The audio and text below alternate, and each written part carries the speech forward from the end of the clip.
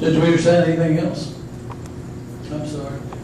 Excuse me. Somebody behind you, Bob. There's a component in this particular model that wasn't in the state model. And I think personally it's a good idea. And that being that judge wants the parents involved to the point that they get drug tested as well. And I can tell you from experience dealing with these over the last 10 years doing drug school, some of the children are involved in drugs because their parents are heavily involved in drugs.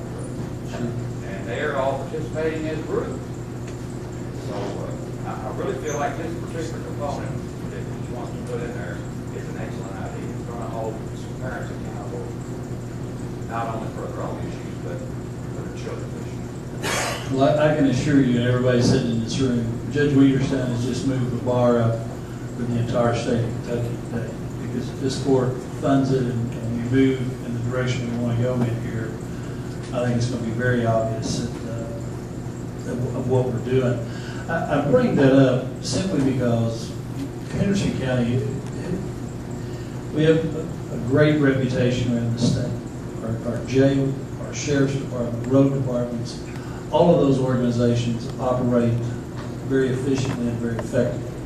And to have a drug court for juveniles that could set the standards for the whole state. And there's a lot of county judges that have already talked to me about what's he wanting to do and how you're going to do it. We've got a great opportunity, and I'm excited about this thing. With that, my recommendation to this court would be that we fund the juvenile drug court. I think there's a number in your package. What is that number? 61,000. And again, that's an estimated budget. That could be higher or lower. 61.1? 61. Okay. And that would be my recommendation to the court. I won't put it in the form of a motion. I'll let one of the magistrates make the motion.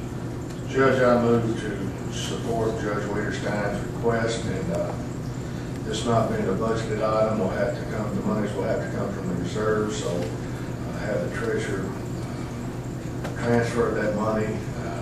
And with the number not being for sure, I think we probably need to start off at around the figure $75,000, so we've got some room to work with there.